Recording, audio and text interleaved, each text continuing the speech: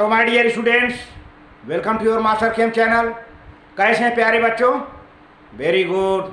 आज मैं Amla Shankar Yadav master chem channel की तरफ से IIT, JEE and NEET foundation के बच्चों के लिए वीडियो लेके आया हूं। चैप्टर होगा सॉल्यूशन। इसके बारे में हमने बहुत से डिस्कशन किए। आज के वीडियो में प्यारे बच्चों हमारा डिस्कशन होगा lattice energy and hydration energy. Lattice energy and hydration energy. इसके अलावा थोड़ा सा डिस्कशन होगा कुछ ऐसे सब्सटेंस हैं जिनकी सॉल्युबिलिटी टेम्परेचर बढ़ने पर बढ़ती है और जिनकी सॉल्युबिलिटी वहीं पर टेम्परेचर बढ़ने पर घट जाती है। यानी प्रोसेस एक्सोथर्मिक एंडोथर्मिक होता है कब? तो एंडोथर्मिक में क्या होगा? टेम्परेचर बढ़ने पर सॉल्युबिलिटी बढ़ जाती है। एक्सोथर्मिक में क्या होगा? टेम्परेचर बढ़ने पर सॉल्युबिलिटी घट जाती है। इसके एग्जाम्पल भी हम देंगे लास्ट में। और साथ ही साथ मैं आपका कनेक्शन आईआईटी, जेई और नीट में आए क्वेश्चन से कराता हूं। प्यारे बच्चों देखिए कैसे होता है, बहुत ही इम्पॉर्टेंट टॉपिक है। हाँ तो प्यारे बच्चों देखिए लैटिस एनर्जी। लैटिस एनर्जी क्या है? देखिए कोई आयनिक कंपाउंड होता है, उसके आयन को सेपरेट करने के लिए जो एनर्जी रिक्वायर होती है वही लैटिस एनर्जी कहते हैं। लेकिन एक मोल आयनिक कंपाउंड होना चाहिए। एक मोल आयनिक कंपाउंड से आयन को गैसियस आयन में कन्वर्ट करने के लिए ली गई एनर्जी हम लैटिस एनर्जी कहते हैं। देखिए कायदे से, lattice energy is the energy released when 1 mole of ionic solid. Lattice energy is energy required, released नहीं required. Lattice energy is energy required when 1 mole of an ionic solid forms its constituent gaseous ion, that is called lattice energy. एक mole ionic solid अपने gaseous ion में convert होने के लिए जितनी energy लेता है उसको हम कहते हैं लैटिस एनर्जी। या energy required to separate 1 mole of ionic solid into gaseous ion. एक मोल आयनिक सॉलिड हो और गैसियस आयन में कन्वर्ट होने के लिए जितना एनर्जी लेता है उसको हम कहते हैं lattice energy. The lattice energy is the energy required, not released, required when 1 mole of ionic solid forms its constituent gaseous ion. यानी एक मोल आयनिक सॉलिड से जो गैसियस आयन बनते हैं एनर्जी लेने के बाद, उस एनर्जी को हम कहते हैं लैटिस एनर्जी। एक मोल आयनिक सॉलिड से गैसियस आयन बनने में जो एनर्जी ली जाती है that is called lattice energy. आइए इसे यूँ कह दिया जाए कि the energy required to separate 1 mole of ionic solids into gaseous ion is called lattice energy. तो प्यारे बच्चों lattice energy is a measure of the strength of the ionic bond. Lattice energy ये बताता है कि आयनिक बॉन्ड का strength कितना अधिक है। And the stability of the ionic solids it is also called lattice enthalpy भी कहते हैं इसे प्यारे बच्चों। अब आ जाइए hydration energy. Hydration energy is the energy amount of energy. Hydration energy is the amount of energy released when 1 mole of ion dissolved in water, यार called hydration energy. जब एक मोल आयन वाटर में डिजॉल्व हो जाए या hydrated हो जाए तो उस एनर्जी को हम क्या कहते हैं? Hydration energy. Hydration energy is released when 1 mole of ions dissolve in water. जब एक मोल आयन पानी में डिजॉल्व होता है तो एनर्जी कुछ निकलती है, एनर्जी कुछ बाहर निकल के आती है, और जो बाहर निकल के आती है वही एनर्जी हाइड्रेशन एनर्जी कहलाती है ना। When 1 mole of ion is dissolved, when 1 mole of ion is hydrated in water, the energy released is called hydration energy. It is a type of dissolution energy. इसको हम dissolution energy भी कहते हैं। A substance dissolved if hydration energy is greater than lattice energy। कोई भी substance पानी में तब डिजॉल्व हो जाता है जब उसकी हाइड्रेशन एनर्जी लैटिस एनर्जी से अधिक होती है। Any substance dissolve in water when it's hydration energy is more, hydration energy is greater than lattice energy. तो प्यारे बच्चों, 1 मोल आयन के पानी में डिजॉल्व होने से जो एनर्जी बाहर निकलती है उसको हम हाइड्रेशन एनर्जी कहते हैं। और lattice energy, 1 mole ionic compound से गैसियस आयन बनने में जो एनर्जी ली जाती है that energy is called lattice energy. The amount of energy taken by 1 mole of ionic solid to form gaseous ions is called lattice energy. तो इस तरह से प्यारे बच्चों, ये लैटिस एनर्जी हाइड्रेशन एनर्जी हुई। और कोई सब्सटेंस तब पानी में घुलता है जब उसका हाइड्रेशन एनर्जी ज़्यादा हो, हाइड्रेशन एनर्जी ज़्यादा हो लैटिस एनर्जी से। अच्छा, अब यहाँ पर कुछ पॉइंट्स हैं हमने नोट करके दे रखा है, जिसको अक्सर देखा गया है कि पाया गया है क्वेश्चन में। जैसे there are few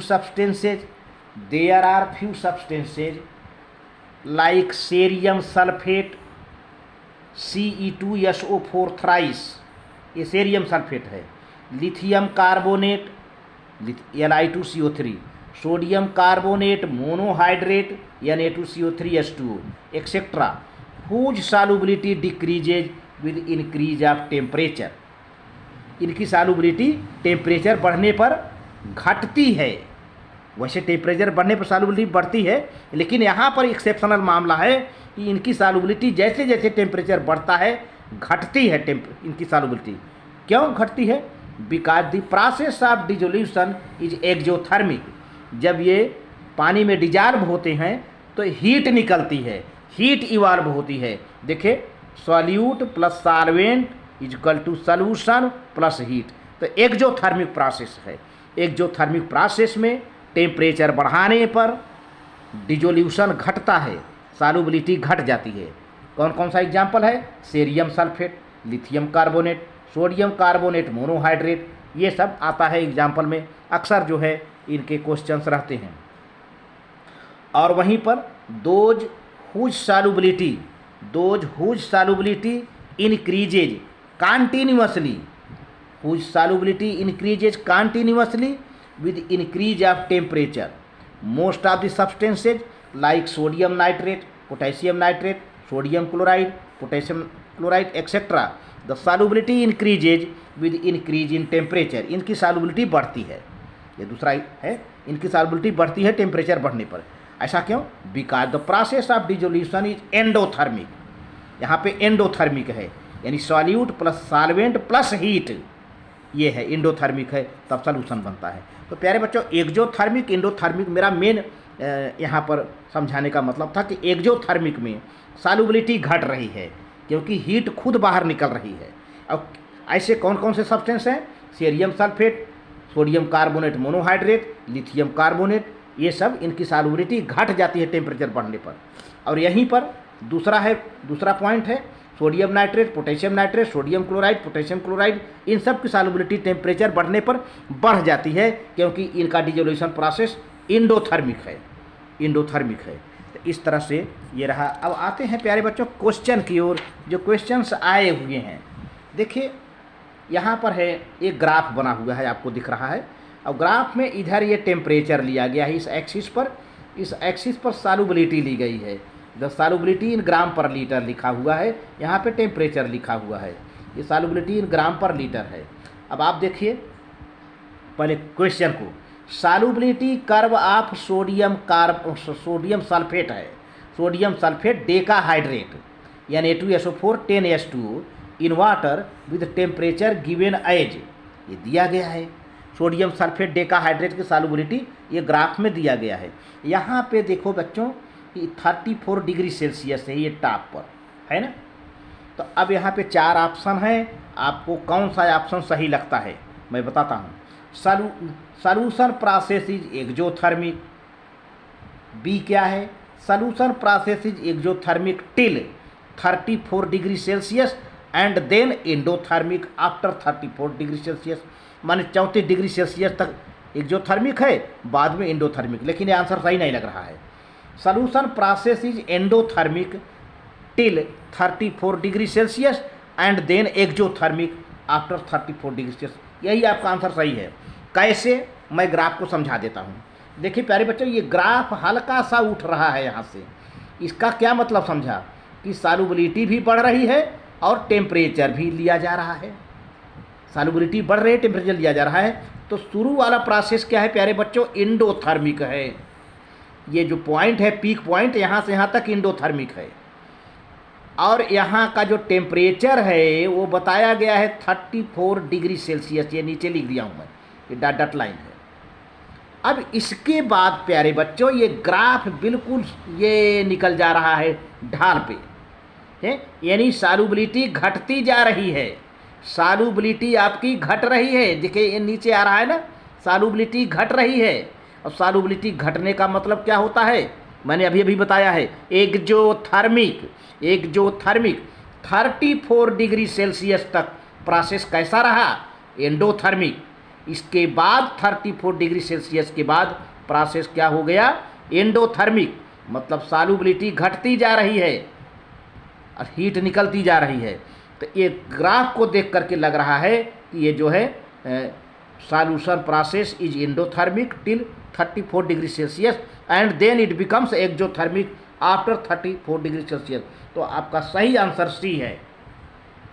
the solubility increases with temperature up to 34 degree Celsius, यानी 34 डिग्री सेल्सियस तक सॉल्युबिलिटी बढ़ती है, मतलब एंडोथर्मिक हुआ। एंड देन डिक्रीजेज, इसके बाद घट जाती है। So the process of is endothermic up to 34 degree Celsius. 34 degree Celsius तक प्रोसेस क्या है, एंडोथर्मिक है। इसके बाद एंड एक्सोथर्मिक देयर आफ्टर, और इसके बाद क्या हो जाता है, एक्सोथर्मिक हो जाता है। अगला क्वेश्चन है प्यारे बच्चों, most convenient way of expressing concentration is normality, molarity, molality, mole fraction. देखो प्यारे बच्चों, यहाँ पर देखा जाए तो मोलारिटी आपका ऑप्शन सही है, ज़्यादा सुविधाजनक होता है। क्योंकि because it directly relates to the moles of solute and the volume of the solution and its calculation becomes more easy. Molarity का कैलकुलेशन बड़ा इजी होता है प्यारे बच्चों, बड़ा आसान होता है। इसमें सॉल्यूट का मोल होता है और सॉल्यूशन का वॉल्यूम होता है। ये बड़ा कन्वीनियंट होता है, सुविधाजनक होता है मोलारिटी कंसंट्रेशन एक्सप्रेस करने में किसी भी सॉल्यूशन का। तो इस तरह से वीडियो अच्छा लगे तो लाइक करके सब्सक्राइब कर देना, शेयर करना प्यारे बच्चों। Very good, thank you.